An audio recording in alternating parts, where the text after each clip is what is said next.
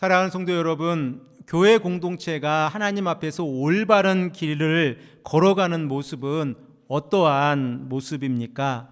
바로 복음이신 예수 그리스도 안에서 삼위 하나님의 은혜 가운데에서 걸어가는 모습입니다. 이러한 모습이 우리 실만한 물가교회 안에 가득 차고 넘치기를 간절히 소망합니다.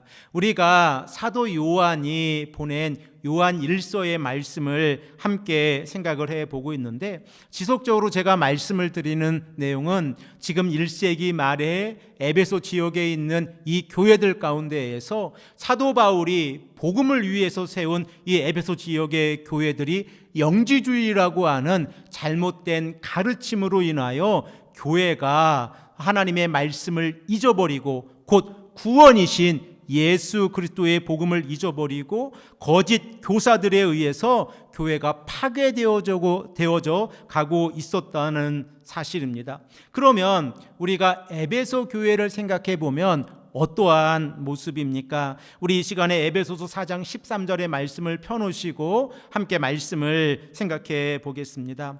AD 31년에서 32년경에 스데반이 순교하고 난 다음에 사울 한 사람으로 인하여 교회는 큰 핍박 가운데 있었습니다. 우리가 잘 알고 있는 바와 같이 사울이 교회를 핍박하자 교회들은 흩어지기 시작을 하였고, 흩어진 성도들은 복음을 증거하기 시작을 하였습니다.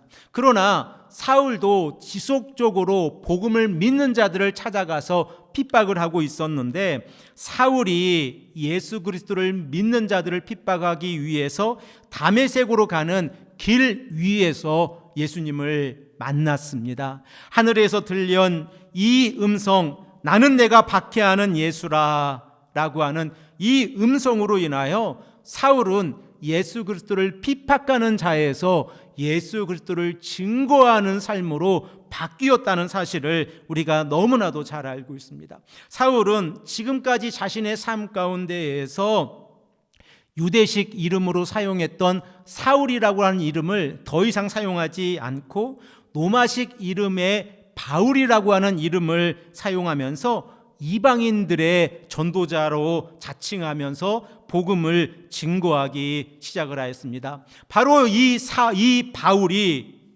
복음의 전도자가 되어서 3차 전도 여행 때 에베소 지역에 거주하면서 복음이신 예수 그리스도 위에 하나님의 몸된 교회를 세웠습니다.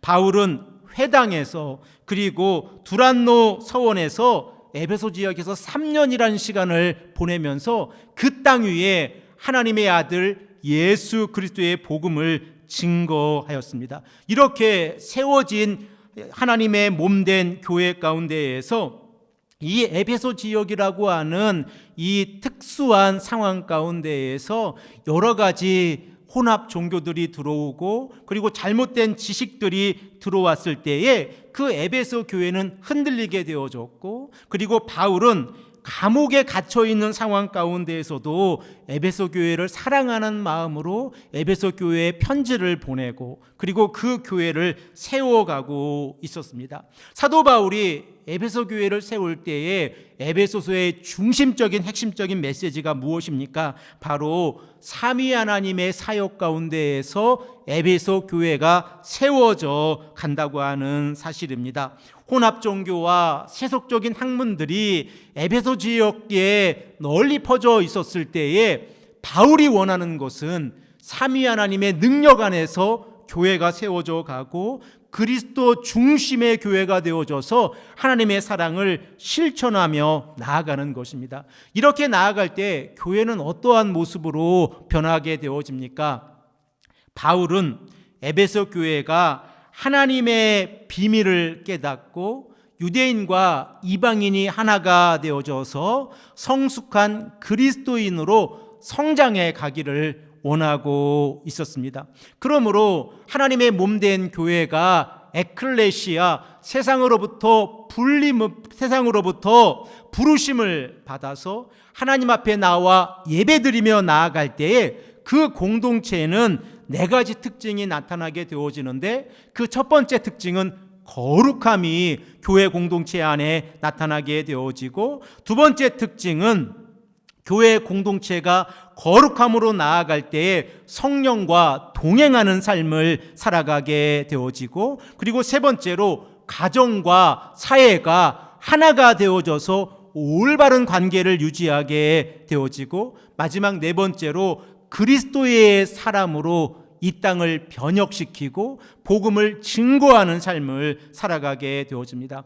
이러한 원칙이 무엇입니까? 바로 예수 그리스도를 믿는 것과 예수 그리스도를 아는 것이 하나가 되었을 때에 일어나는 현상들입니다.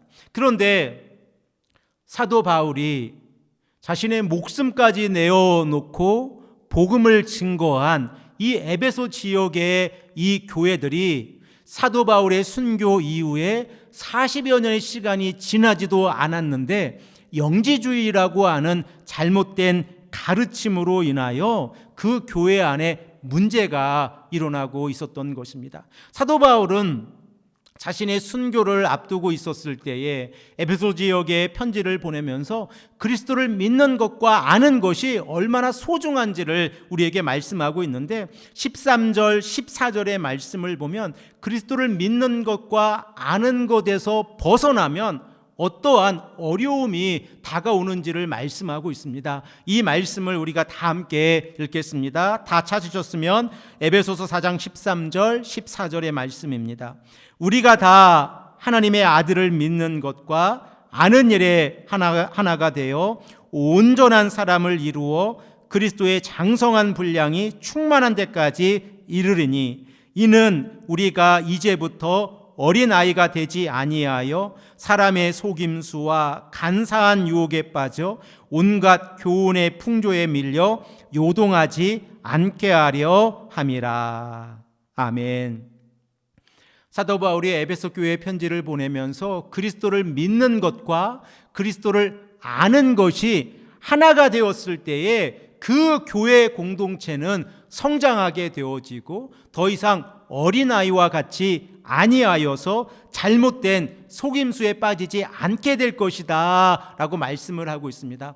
그런데 시간이 채 40년도 지나지 아니하였는데 에베소 교회 공동체의 모습을 보면 그들은 잘못된 가르침에 빠져 있었습니다. 그들은 예수 그리스도의 복음을 무시하고 있었고, 예수 그리스도의 신성은 인정할 수 있지만 예수 그리스도의 인성은 부인하는 도케티즘이라고 하는 잘못된 가르침 아래서 예수 그리스도의 십자가의 보혈과 부활의 능력을 인정하고 있지 아니하였습니다. 단지 영이 선하다, 그리고 오직 영적으로 살아가는 자들만이 하나님과 교제할 수 있다라고 하는 잘못된 가르침 아래에서 예수 그리스도의 십자가의 보혈과 부활의 능력을 인정하고 있지 아니하였던 것입니다.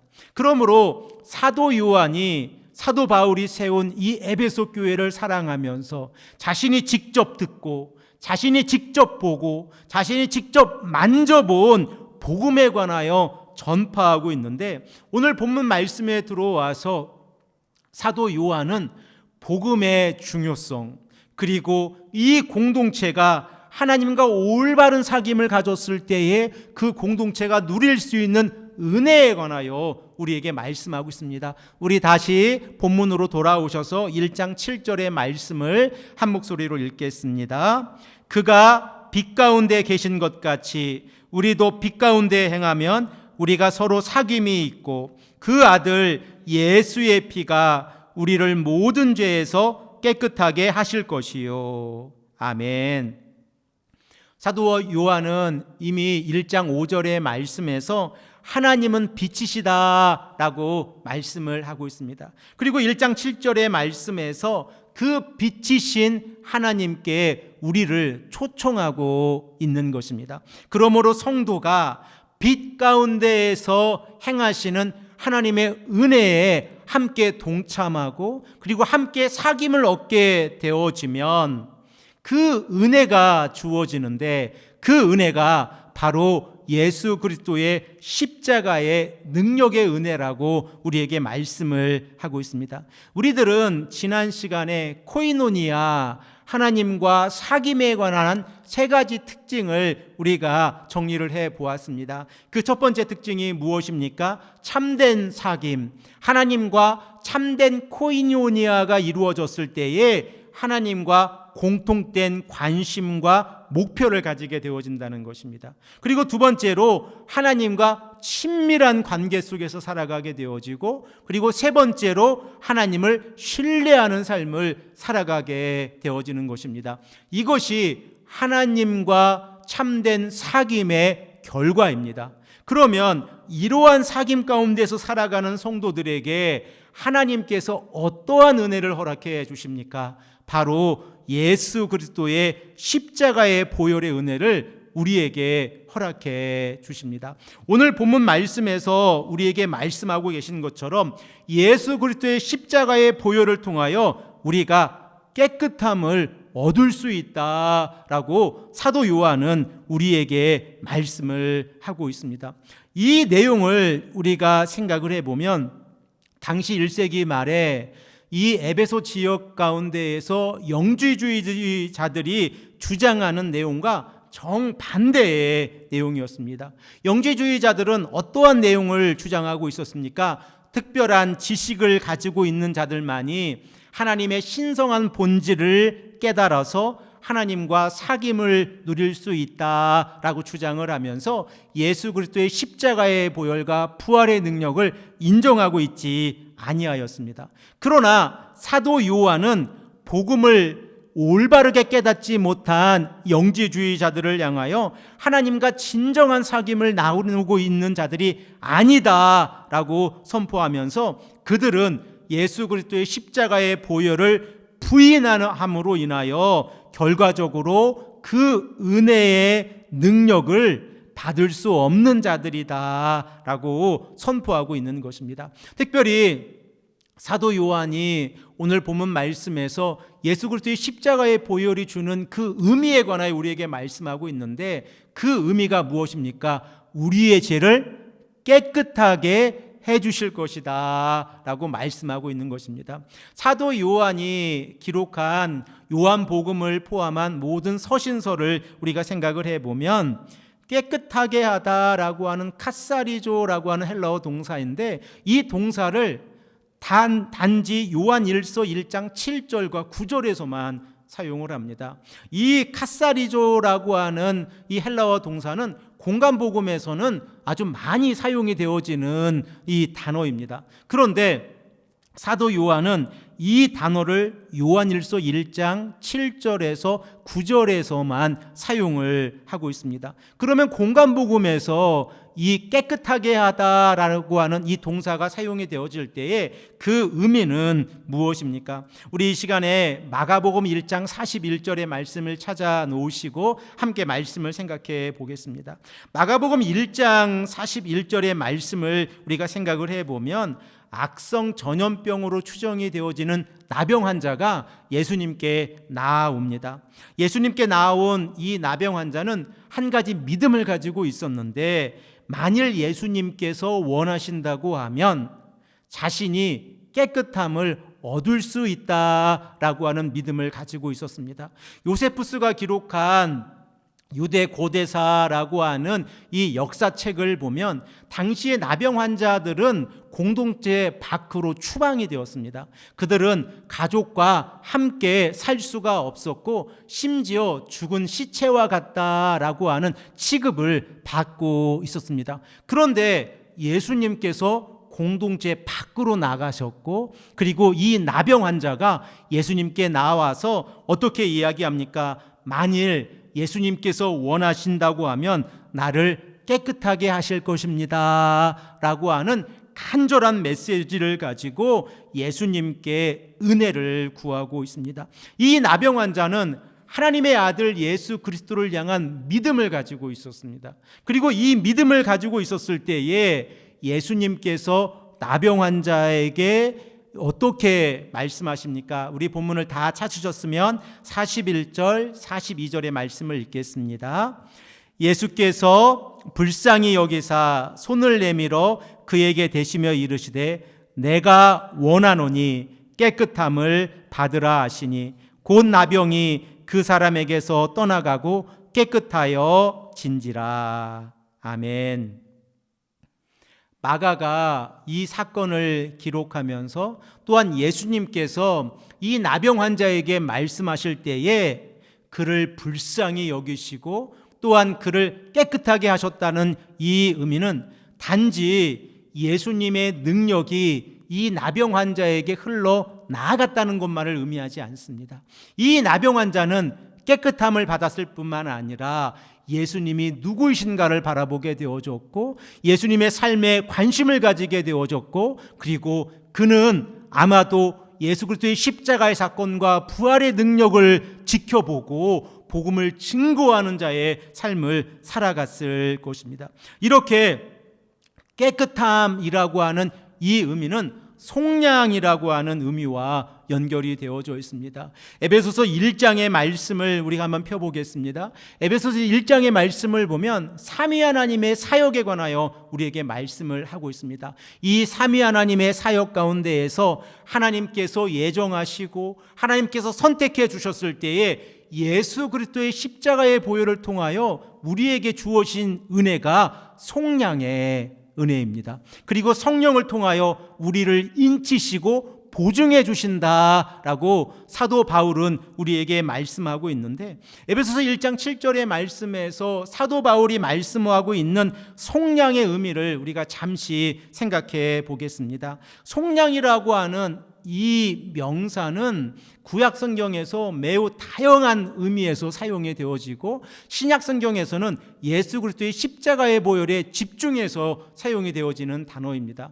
그런데 이 의미를 우리가 하나의 의미로 해석하는 것은 조금 어려움이 있습니다. 왜냐하면 너무 다양한 케이스에서 사용이 되어지기 때문에 그렇습니다. 그러나 우리가 한 가지로 모을 수 있는 것은 대가를 지불하고 자유를 준다는 겁니다.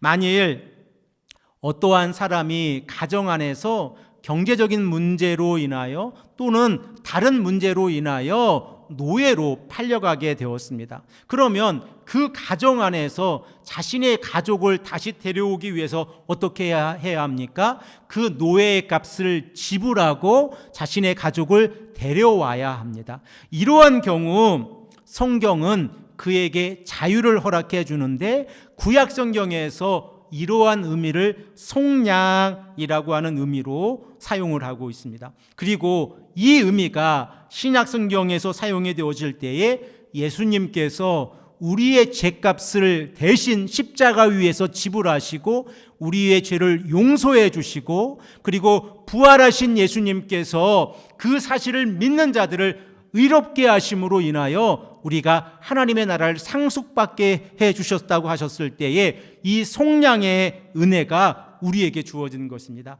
우리 다 찾으셨으면 에베소서 1장 7절의 말씀을 한 목소리로 읽겠습니다. 우리는 그리스도 안에서 그의 은혜의 풍성함을 따라 그의 피로 말미암아 속량 곧 죄사함을 받았느니라. 아멘.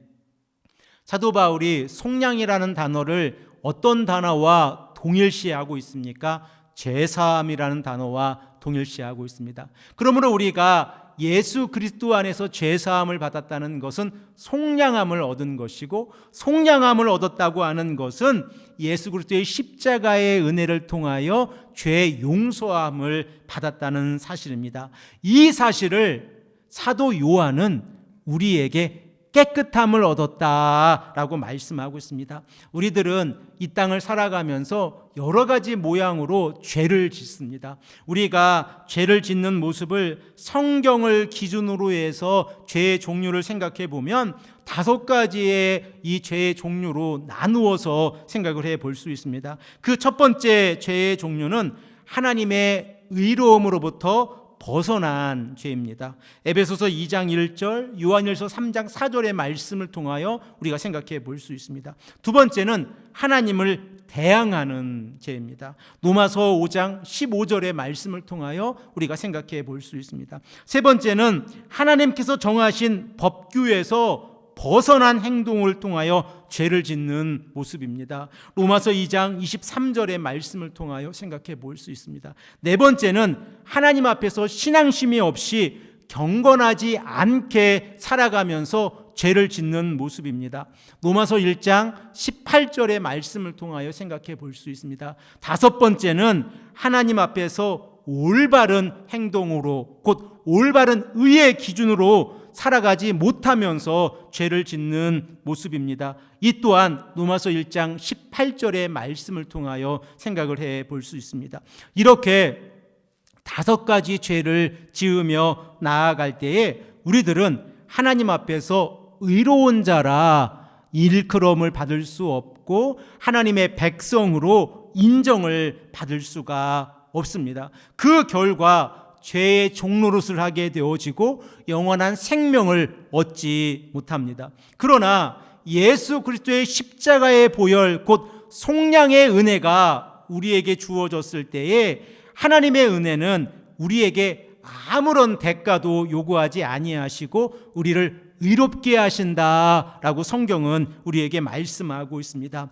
예수님께서 화목제물이 되어주셨을 때에 예수님의 십자가의 보혈의 능력으로 인하여 우리가 그 사실을 믿음으로 얻는 것이 깨끗함입니다. 그러므로 우리가 사도 요한이 요한일서 1장 7절에서 말씀하고 있는 것처럼 참된 사귐, 하나님과 올바른 교제를 누리며 살아가는 자들은 예수 그리스도의 십자가의 이 보혈의 의미를 통하여 우리가 깨끗함을 얻게 되어지고 이로 인하여 은혜를 얻게 되어지는데, 그 은혜가 무엇입니까? 바로 하나님 앞에서 그 어떠한 요구도 없이 의롭다함을 얻는 은혜입니다. 그 결과 오늘 우리가 성령 강림주일로 보내고 있는데, 예수 그리스도의 십자가의 보혈과 부활의 능력을 믿음으로 우리가 성령을 선물로 받았습니다. 그러므로 우리들은 성령의 사람들이고, 우리가 성령의 사람으로 이 시간 한자리에 모여서 여호와 하나님을 예배하고 있다는 것이 얼마나 큰 은혜입니까? 성령을 선물로 받았다는 것은 하나님께서 우리에게 거룩하심을 허락해 주셨다는 것입니다. 하나님께서 이스라엘 백성들에게 나는 거룩하니 너희도 거룩하라 라고 말씀하셨을 때에 그 거룩함은 예수 그리스도의 십자가의 보혈과 부활의 능력을 통하여 성령이 우리와 함께 하심으로 인하여 지금 이 시간 이루어지고 있는 것입니다. 이 은혜를 받은 우리들은 늘 기쁨 가운데 살아가야 합니다. 하나님의 은혜가, 하나님의 거룩하심이 우리 마음 안에 있으니 우리가 얼마나 행복한 사람들입니까? 이 의미는 우리가 영원한 하나님의 나라를 상속받았다는 의미입니다. 이렇게 하나님의 나라를 상속받은 자로서 하나님의 몸된 교회, 예수 그리스도의 십자가의 보혈 위에 세워진 교회를 섬기고 복음을 증거하고 하나님의 자녀로 이 땅에서 올바르게 살아가는 것은 마치 어린아이와 아이와 같이 이 파도에 흔들려서 좌우로 흔들리거나 속임소에 넘어가는 이러한 삶이 아니라 하나님의 아들 예수 그리스도의 십자가의 보혈의 그 능력을 믿음으로, 이 능력과는 그 어떠한 가치도 바꾸지 아니하고 오직 하나님의 아들 예수님만을 바라보는 삶입니다. 사랑하는 성도 여러분, 우리는 이 시간 다시 한번 고백하기를 원합니다. 하나님께서 우리를 예정해 주셨고 우리를 선택해 주셨습니다. 누가 선택함을 받은 자들입니까? 예수 그리스도의 십자가의 보혈을 믿는 자들입니다. 그러면 그 예수 그리스도의 십자가의 보혈을 믿는 자들은 누구입니까? 회개하는 자들입니다. 회개함 가운데 하나님 앞에 나아갈 때에 우리에게 주어지는 은혜가 무엇입니까? 하나님의 긍휼하심입니다. 하나님의 긍휼하심이 우리에게 임하였을 때에 우리의 죄가 깨끗해졌습니다. 이 은혜를 누리며 살아가시기를 소망합니다. 이 은혜가 우리의 믿음의 공동체 안에 가득 넘쳐나기를 소망합니다. 그리고 이 은혜가 성령 강림주의를 보내는 우리 쉴만한 물가 교회 안에 가득 차고 넘쳐나시기를 간절히 축복합니다. 함께 기도드리겠습니다.